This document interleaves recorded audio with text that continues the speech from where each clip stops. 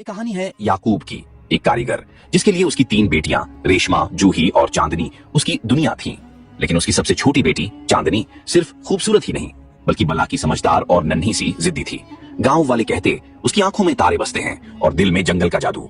मगर एक दिन जब सूरज ढला और चांद ने आसमान पर दस्तक दी, चांदनी गायब हो गई।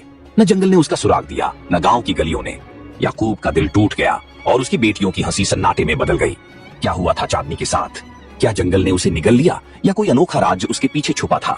चलिए इस कहानी के पन्ने पलटते हैं और जानते हैं कि आखिर चांदनी की गुमशुदगी का सच क्या था। याकूब एक छोटे से गांव में रहता था जो हरे भरे जंगलों, पहाड़ियों और एक चमकती नदी से घिरा हुआ था। गांव की हवा में फूलों की महक और पक्षियों की चहचहाहट बसी थी। याकूब एक कुशल कारीगर था जो लकड़ी के खूबसूरत खिलौने बनाता था। उसकी बनाई नन्ही गुड़ियाओं, नाचते हुए मोर और रंग बिरंगे घोड़े बाजार में इतने मशहूर थे कि दूर दूर के लोग उन्हें खरीदने आते। उसकी छोटी सी दुकान गांव के चौक में थी जहां बच्चे उसके खिलौनों को देखकर खुशी से उछल पड़ते। याकूब के लिए ये खिलौने सिर्फ लकड़ी के टुकड़े नहीं थे, वे उसकी कला, उसके सपनों और उसकी मेहनत का प्रतीक थे। याकूब की 3 बेटियां रेशमा, जूही और चांदनी उसके जीवन की सबसे बड़ी पूंजी थीं। रेशमा सबसे बड़ी अपनी मधुर आवाज के लिए जानी जाती थी। जब वह गीत गाती तो ऐसा लगता जैसे कोई सितार की तारें छेड़ रहा हो। जूही बीच की बेटी हंसमुख और चुलबुली थी। उसकी बातें सुनकर हर कोई हंस पर बहता और वह घर में रौनक लाती थी। चांदनी सबसे छोटी न केवल खूबसूरत थी बल्कि उसकी समझदारी और हिम्मत उसे सबसे अलग बनाती थी। उसकी बद्धी बद्धी आंखों में एक गहराई थी जो हर बात को भांप लेती थी। गांव वाले उसे प्यार से छोटी हकीम कहते क्योंकि वह छोटी सी उम्र में बड़ी बड़ी सलाह दे देती थी। याकूब की पत्नी नूरजहां एक नेक और प्यारी औरत थी। जब चांदनी केवल 4 साल की थी तब नूरजहां एक लंबी बीमारी के बाद दुनिया से चली गई। याकूब का दिल टूट गया था, लेकिन उसने अपनी बेटियों के लिए हिम्मत बटोरी। वह उन्हें रात में तारों भरे आकाश के नीचे बैठाकर कहानियां सुनाता, जादूगरों की, परियों की और कभी कभी जिन्नों की। चांदनी को ये कहानियां सबसे ज्यादा पसंद थी। वह अपने अब्बा से पूछती, क्या जिन्न सचमुच होते हैं? याकूब हंसकर जवाब देता, होते होंगे बेटी, लेकिन वो हमसे दूर रहते हैं। बेटियां अब बड़ी हो चुकी थीं। रेशमा रसोई में खाना बनाती और उसकी बनाई खीर की खुशबू पूरे मोहल्ले में फैलती। जूही घर को साफ सुथरा रखती और आंगन में रंगोली बनाती। चांदनी अपने पिता की दुकान में मदद करती। वह खिलौनों पर रंग भरती, उनमें छोटे छोटे गहने सजाती और ग्राहकों से मीठी मीठी बातें करती। जब याकूब बाजार जाता तो बेटियां उसके लिए खाने का डिब्बा तैयार करती, नरम रोटियां, दाल, ताजी सब्जियां और उसकी पसंद की चटनी। याकूब अपने दोस्तों के साथ बैठकर खाना खाता और अपनी बेटियों की तारीफ करता। गांव के पास एक घना जंगल था जो रहस्यों से भरा हुआ था। जंगल की गहराई में एक पुराना खंडहर था जिसके बारे में लोग तरह तरह की बातें करते।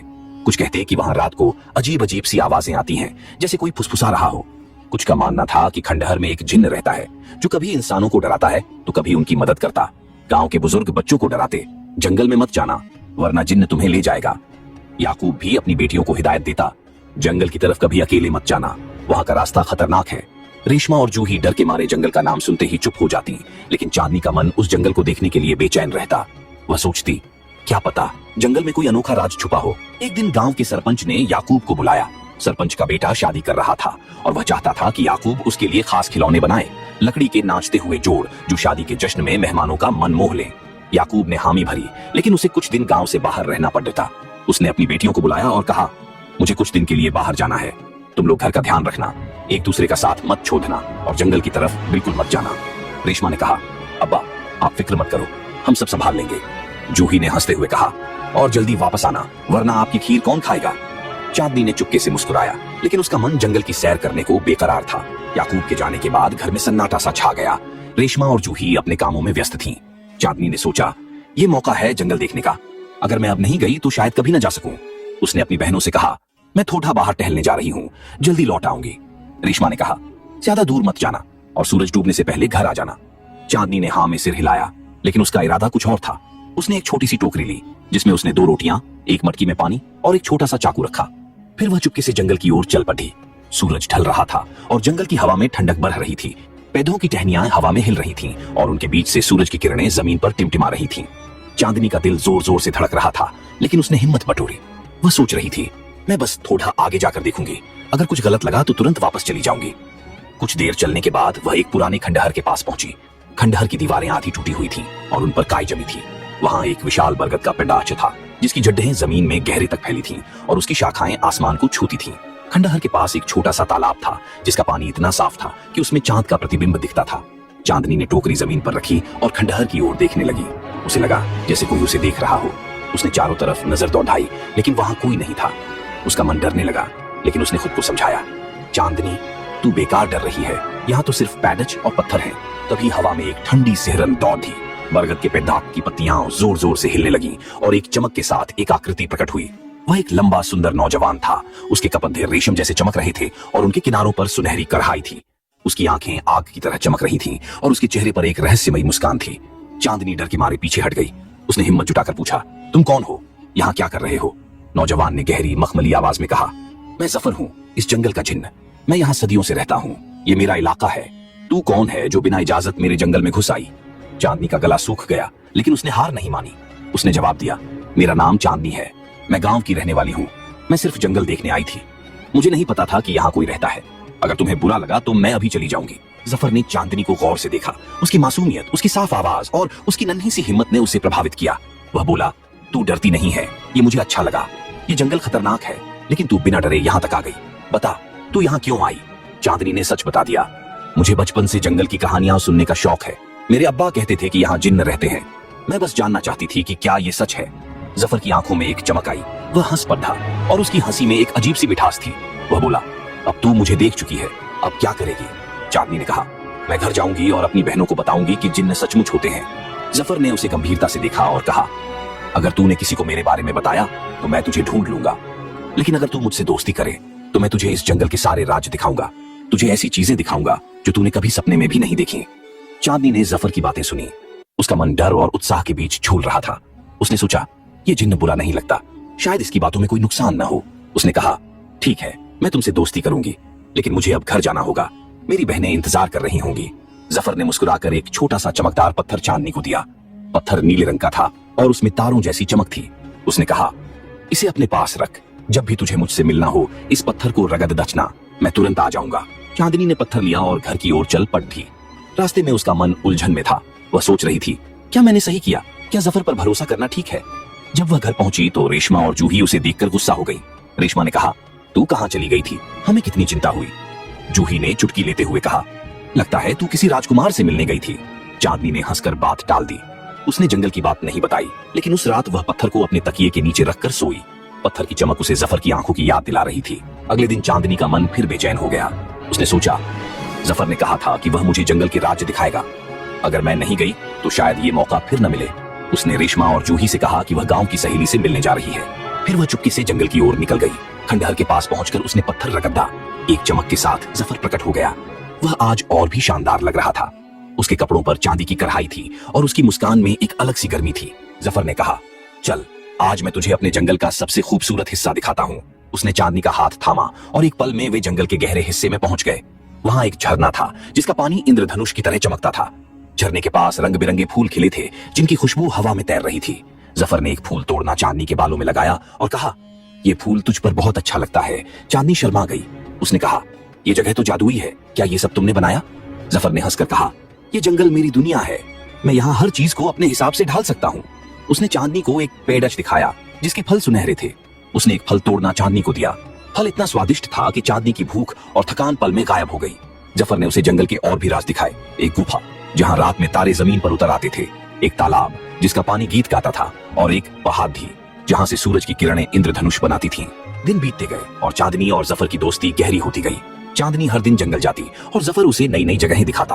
वह उसके लिए जंगल से अनोखे फूल लाता, कभी कभी हवा में तितलियां बनाकर उसे हंसाता और रात में तारों को और चमकीला कर देता ताकि चांदनी उन्हें देखकर खुश हो। चांदनी को जफर की बातें, उसकी हंसी और उसका जादू पसंद था, लेकिन उसे यह नहीं पता था कि जफर का दिल धीरे धीरे उसके लिए कुछ और ही महसूस कर रहा था। जफर को चांदनी की सादगी, उसकी हिम्मत और उसकी मुस्कान से प्यार हो गया। वह सोचता, ये लड़की मेरे जंगल की सबसे खूबसूरत चीज है, मैं इसे हमेशा अपने पास रखना चाहता हूँ। लेकिन वह जानता था कि चांदनी इंसान है और उसकी दुनिया जिन्हों की दुनिया से बहुत अलग है। फिर भी उसका प्यार बढ़ता गया। एक रात जब चांदनी और जफर झरने के पास बैठे थे, जफर ने गंभीर आवाज में कहा, चांदनी, तू मेरे लिए इस दुनिया की सबसे अनमोल चीज है। मैं तुझसे प्यार करता हूँ, मेरे साथ मेरी जादुई दुनिया में चल। मैं तुझे हर सुख दूंगा, तुझे रानी बनाऊंगा और ये जंगल तेरा महल होगा। चांदनी हैरान रह गई। उसने कभी नहीं सोचा था कि जफर का दिल उसके लिए ऐसा कुछ महसूस करता है। उसका मन उलझन में पड़ पाई गया। उसने कहा, जफर, तुम मेरे सबसे अच्छे दोस्त हो, मैं तुम्हारी बहुत इज्जत करती हूँ, लेकिन मैं इंसान हूँ और तुम जिन्न। हमारी दुनियाएं अलग हैं। मेरे अब्बा और मेरी बहनें मेरे बिना अधूरे हैं, मैं उन्हें छोड़ धाच कर नहीं जा सकती। जफर की आंखों में एक पल के लिए गुस्सा चमका। वह बोला, तू मेरे प्यार को ठुकरा रही है। मैंने तुझे अपनी दुनिया के सारे राज दिखाए और तू फिर भी मुझे छोड़ रहना चाहती है। चांदनी डर गई, लेकिन उसने हिम्मत नहीं हारी। उसने कहा, जफर, सच्चा प्यार जबरदस्ती नहीं होता। अगर तुम मुझसे सचमुच प्यार करते हो तो मेरी खुशी का ख्याल करो, मुझे मेरे परिवार के पास जाने दो। जफर का दिल टूट गया, लेकिन उसका जिन्न होने का गर्व उसे चैन नहीं लेने दे रहा था। वह बोला, अगर तू मेरे साथ नहीं रह सकती तो मैं तुझे अपनी दुनिया में ले जाऊंगा। तू मेरे बिना नहीं रह सकती। उसने अपनी जादुई शक्ति से एक चमक पैदा की और चांदनी एक खूबसूरत चिद्दिया में बदल गई। उसकी आंखें वही थीं, लेकिन उसका शरीर अब छोटा और नाजुक था। जफर ने उसे एक सोने के पिंजरे में बंद किया और बोला, अब तू मेरे साथ मेरी दुनिया में रहेगी। मैं तुझे कोई तकलीफ नहीं दूंगा। चांदनी का दिल टूट गया। वह पिंजरे में फड़ाफड़ाने लगी, लेकिन उसकी आवाज जफर तक नहीं पहुंची। वह अपने अब्बा और बहनों को याद करने लगी। जफर उसे अपने जादुई महल में ले गया, जो जंगल के सबसे गहरे हिस्से में था। महल की दीवारें माणिक और नीलम से जाड़ी थीं और वहां का हर कोना जादू से चमकता था। लेकिन चांदनी के लिए ये सब एक सुनहरा जेल खाना था। वह हर दिन पिंजरे में बैठकर अपने परिवार को याद करती और आंसू बहाती। उधर रेशमा और जूही चांदनी को घर पर न पाकर परेशान हो गई। उन्होंने गांव में हर जगह ढूंढा, लेकिन चांदनी का कोई सुराग नहीं मिला। याकूब उस समय वापस लौट चुका था। जब उसे चांदनी के गायब होने की खबर मिली तो उसका दिल बैठ गया। उसने गांव वालों की मदद ली और जंगल में खोजबीन शुरू की, लेकिन जंगल इतना घना था कि कोई भी खंडहर तक नहीं पहुंच सका। रेशमा और जूही हर रात रोती और याकूब अपनी बेटी को खोने के गम में डूब गया। कई महीने बीत गए। चांदनी पिंजरे में कैद थी। जफर उससे प्यार करता था, लेकिन वह उसकी उदासी को देखकर बेचैन हो जाता। वह चांदनी के लिए जादुई फूल, रंग बिरंगे पंख और मीठे फल लाता, लेकिन चांदनी की आंखों में उदासी कम नहीं होती थी। एक रात चांदनी ने पिंजरे में बैठकर अपनी माँ को याद किया। उसने अपने दिल से दुआ मांगी, ऐ मेरी माँ, अगर तुम कहीं हो तो मेरी मदद करो। मुझे मेरे अब्बा और बहनों के पास वापस ले चलो। उसकी दुआ इतनी सच्ची थी कि वह जंगल के एक बुजुर्ग फकीर तक पहुंच गई। फकीर जंगल के किनारे एक छोटी सी कुटिया में रहता था। वह एक नेक इंसान था, जिसे जादुई शक्तियों और जिन्हों की दुनिया का गहरा ज्ञान था। उसने अपनी जादुई किताब खोली और चांदनी की हालत देखी। किताब के पन्नों पर चांदनी की तस्वीर उभरी, जिसमें वह एक चिड़िया बनकर पिंजरे में कैद थी। फकीर समझ गया कि यह किसी ताकतवर जिन्न का काम है। उसने अपनी चाड़ी उठाई और जफर के महल की ओर चल पड़ा। महल तक पहुंचने का रास्ता आसान नहीं था। जंगल में कांटेदार झदियान थीं और रास्ते में जादुई जाल बिछे थे, लेकिन फकीर की नेकी और उसकी शक्ति ने हर रुकावट को हटा दिया। वह महल के दरवाजे पर पहुंचा और जफर को पुकारा। जफर प्रकट हुआ और गुस्से में बोला, तू कौन है जो मेरे महल में घुसने की हिम्मत करता है? फकीर ने शांत स्वर में कहा, मैं एक साधारण इंसान हूँ। मैं उस लड़चकी के लिए आया हूँ जिसे तूने कैद किया है। चांदनी का अपराध क्या है? तूने उसे चिद्दिया क्यों बनाया? जफर ने गर्व से कहा, चांदनी मेरी है। मैं उससे प्यार करता हूँ। वह मेरे बिना नहीं रह सकती। तू मेरे रास्ते से हट जा, वरना मैं तुझे राख कर दूंगा। फकीर ने मुस्कुराकर कहा, जफर, तेरा प्यार सच्चा हो सकता है, लेकिन सच्चा प्यार जबरदस्ती नहीं करता। अगर तू चांदनी को सचमुच चाहता है तो उसे उसकी खुशी चुनने दे। जफर का गुस्सा बढ़ गया। उसने अपनी जादुई शक्ति से आग की लपटें फकीर की ओर भेजी, लेकिन फकीर ने अपनी छड़ भी हवा में लहराई और लपटें हवा में गायब हो गईं। फकीर ने कहा, मैं तुझसे लाड़ने नहीं आया, मैं तुझे सिर्फ सच दिखाना चाहता हूँ। फकीर ने अपनी जादुई किताब खोली और उसमें से एक रोशनी निकली। उस रोशनी में चांदनी की तस्वीर उभरी, जिसमें वह पिंजरे में रो रही थी। जफर ने चांदनी की उदास आंखें देखी और उसका दिल पिघल गया। फकीर ने कहा, जफर, अगर तू चांदनी को आजाद कर देगा तो वह तुझे हमेशा याद रखेगी, लेकिन अगर तू उसे कैद रखेगा तो वह तुझसे नफरत करेगी। जफर ने गहरी सांस ली। उसका जिन्न होने का गर्व और उसका प्यार आपस में लड़ रहे थे। आखिरकार उसने पिंजरे की ओर देखा, जहां चांदनी चुपचाप बैठी थी। उसने पिंजरे का दरवाजा खोला और अपनी शक्ति से चांदनी को फिर से इंसान बना दिया। चांदनी ने अपनी आजादी को महसूस किया और फकीर की ओर देखकर बोली, आपने मेरी जान बचाई, मैं आपकी शुक्रगुजार हूँ। वह जफर की ओर मुड़ी और बोली, जफर, तुमने मुझे जंगल के अनोखे राज्य दिखाए, तुमने मेरी दोस्ती को कदर दी।